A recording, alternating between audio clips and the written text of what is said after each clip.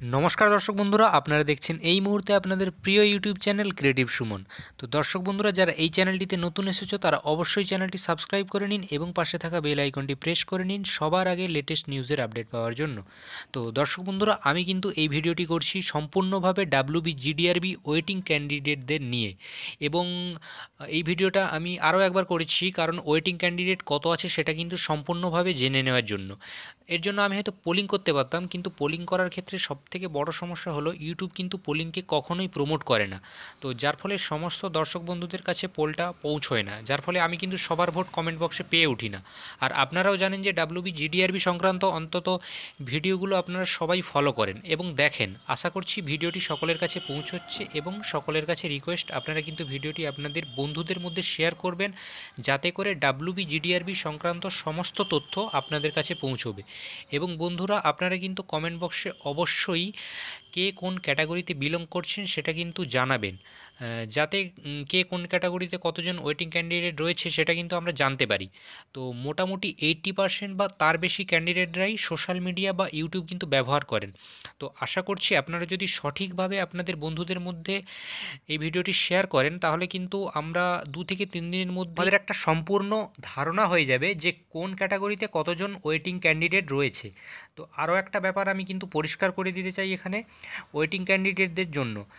তো অনেক বন্ধুরাই আমাকে কমেন্ট করে বলছেন যে আমি 49.5% পেয়েছি, আমি 49% পেয়েছি, তাহলে কি আমি চাকরিটা পেতে পারি?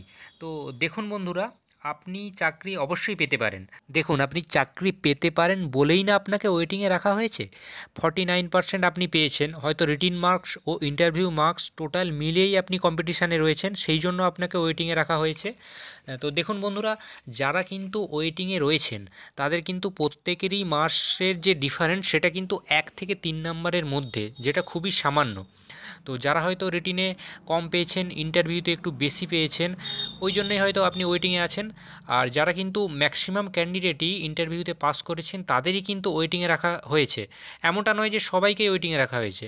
আর এই ভিডিওটা আপলোড করার 2 থেকে 3 দিনের মধ্যেই আমরা কিন্তু সম্পূর্ণভাবে জানতে পারবো যে কে কোন ক্যাটাগরিতে কতজন ওয়েটিং রয়েছে সেটা কিন্তু আমরা জানতে পারবো। তো আশা করছি আপনারা সকলেই কিন্তু সাহায্য করবেন সবার মধ্যে এই ভিডিওটি শেয়ার করার, এবং আমরা মোটামুটি জেনে নিতে পারি ওয়েটিং ক্যান্ডিডেট কতজন রয়েছে। তো আরও একটা কথা আমি এখানে পরিষ্কার করে দিতে চাই যে ফার্স্ট ওয়েটিং ও সেকেন্ড ওয়েটিং নিয়ে অনেকের মধ্যে কিন্তু সন্দেহ রয়েছে। তো অনেকে বলছে যে ফার্স্ট ওয়েটিং ক্যান্ডিডেটরা প্রথমে চান্স পাবে, তারপর সেকেন্ড ওয়েটিং। তো এরকম কিন্তু কোনো ব্যাপার নয়। ফার্স্ট ওয়েটিং বলে যেটা বলা হচ্ছে যে যাদের প্রথম থেকে ওয়েটিং দেখাচ্ছিল। তো প্রথম থেকে ওয়েটিং দেখাচ্ছিল বলতে যখন রেজাল্ট বেরিয়েছিল তখন থেকে ওয়েটিং দেখাচ্ছিল। দেখুন, রেজাল্ট বেরোনোর পর একবার কিন্তু ফাইনালাইজ করা হয়, তারপর আবার কিছু ক্যান্ডিডেটকে ওয়েটিংয়ে রাখা হয়। এরকম কিন্তু কোনো ব্যাপার কিন্তু নয়, যেহেতু আপনাদের মার্কসের ডিফারেন্সটা খুবই সামান্য। এবার দেখা যাক কী হয়। তো রেজাল্ট কিন্তু খুবই তাড়াতাড়ি এসে যাবে ওয়েটিং ক্যান্ডিডেটদের জন্য বোর্ডের ওয়েবসাইটে। তো বন্ধুরা, ওয়েটিং ক্যান্ডিডেটরা কিন্তু অবশ্যই কমেন্ট বক্সে মেনশন করবেন, এবং এ সম্পর্কে আরও বিস্তারিত আমি কিন্তু আমার পরের ভিডিওতে আলোচনা করব। তো ভিডিওটি শেষ পর্যন্ত দেখার জন্য ধন্যবাদ। থ্যাঙ্কস বন্ধুরা, thanks for watching this video.